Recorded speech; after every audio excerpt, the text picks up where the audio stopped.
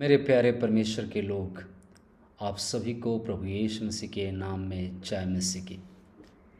आज हम रोमियो के पत्री उसके 1 अध्याय 1 वचन से 7 वचन तक का ध्यान करेंगे। रोमियो की किताब उसका 1 अध्याय 1 वचन से 7 वचन। वहाँ पर ऐसा इस प्रकार लिखा जाता है, पौलुस की ओर से जो मसीह यीशु का दास है और प्रेरित होने के लिए बुलाया गया और परमेश्वर के उस सुसमाचार के लिए अलग किया गया है, जिसकी उसने पहले ही से अपने भविष्यवक्ताओं के द्वारा पवित्र शास्त्र में अपने पुत्र हमारे प्रभु यीशु मसीह के विषय में प्रतिज्ञा की थी, जो शरीर के भाव से तो दाऊद के वंश से उत्पन्न हुआ और पवित्रता की आत्मा के भाव से मरे हुए में से जी उठने के कारण सामर्थ के साथ परमेश्वर का पुत्र ठहरा है, जिसके द्वारा हमें अनुग्रह और प्रेरिताई मिली कि उसके नाम के कारण सब जातियों के लोग विश्वास करके उसके माने, जिनमें से तुम भी यीशु मसीह के होने के लिए बुलाए गए हो। उन सब के नाम जो रोम में परमेश्वर के प्यारे हैं और पवित्र होने के लिए बुलाए गए हैं, हमारे पिता परमेश्वर और प्रभु यीशु मसीह की ओर से तुम्हें अनुग्रह और शांति मिलती रहे। मेरे प्यारे भाई और बहनें, जब हम प्रेरितों के कामों को देखते हैं, प्रेरित किस प्रकार अपने सुसमाचार को आगे लेके गए, उन प्रेरितों में से जो महान प्रेरित थे, पौलुस का नाम सबसे आगे रहता है। प्रेरित पौलुस ने जब अपने सुसमाचार को आगे लेके गया, उनका जो पहला मकसद था कि लोग सुसमाचार पर विश्वास करें, प्रभु यीशु मसीह को अपने उद्धारकर्ता के रूप में ग्रहण करें और व्यवस्था की जो दी गई बातें, व्यवस्था के बंधन से छुटकारा को प्राप्त करें। पौलुस रोमियो के पत्री को उस समय में लिखना जा रहा है जब वो उनको जानता भी नहीं था, उन्हें सुसमाचार पहले सुनाया नहीं, लेकिन जो कोई भी रोमियो के कलीसिया को शुरू किया है, उन लोगों के पास वो पहुंचने के लिए चाहता है। पौलुस स्पेन को जाने वाला था और अपने रास्ते में वो रोमी कलीसिया होकर जाने के लिए चाहते थे। रोमियो की कलीसिया के बारे में बहुत कुछ सुना है और आज वो जब जाने से पहले एक पत्र को भेज रहे हैं और अपने पत्र में जब 1 अध्याय 1 से 7 वचन को हम पाठ करते हैं, वहाँ पर पौलुस 2 बातों को कहते हैं।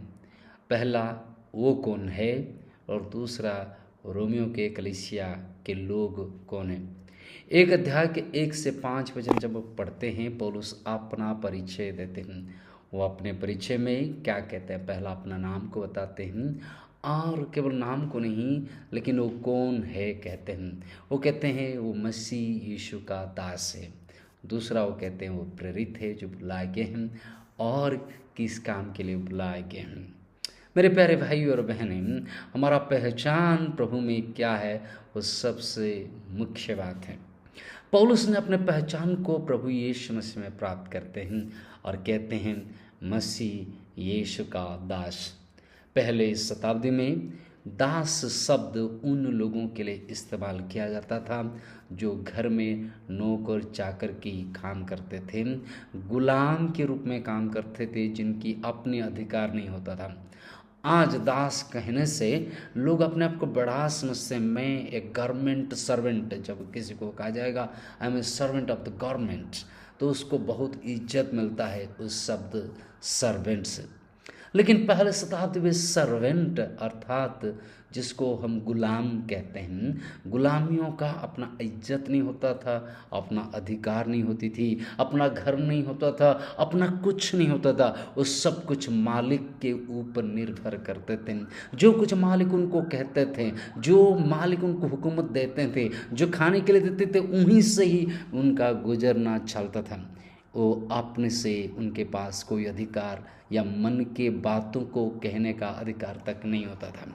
ऐसे गुलामी जीवन जीने वाले इस लोगों को दास कहा जाता था। और पौलुस ने अपने इस शुरुआती लेख में, अपने लेख में पहले शब्द कहते हैं पौलुस मसीह यीशु का दास।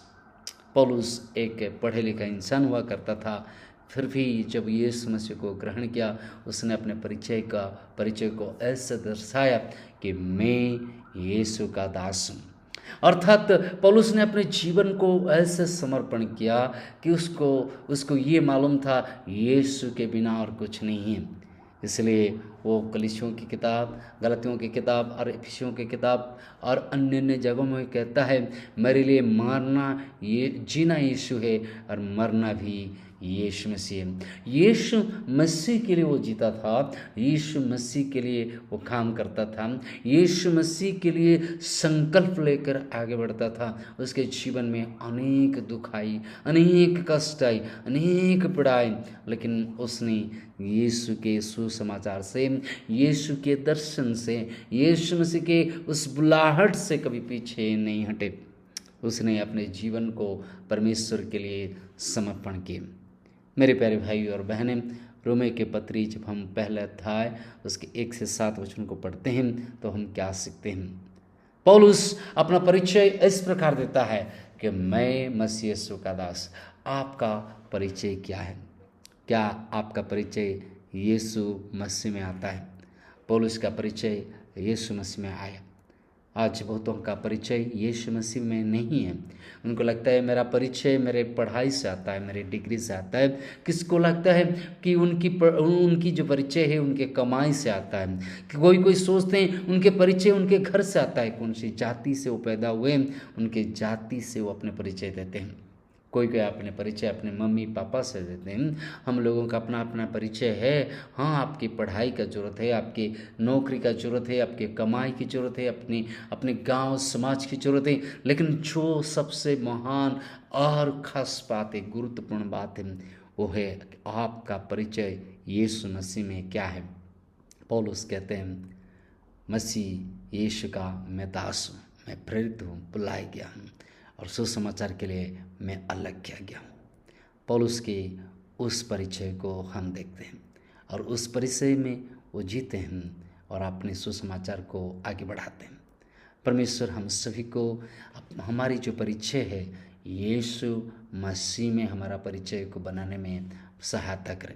मेरे प्यारे भाई और बहनें, जब आपका परिचय यीशु मसीह में अभी तक नहीं है, आप यीशु मसीह में कौन है अपने आप को जान नहीं पा रहे हैं, आप खो चुके हैं और आपको पता नहीं आपका परिचय क्या है, तो परमेश्वर आपको आज एक मौका देना चाहते हैं कि आप यीशु में अपने परिचय को शुरू करें, अपने आइडेंटिटी यीशु मसीह में शुरू करें।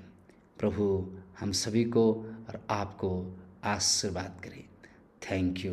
परमेश्वर आपके सहायक रहें।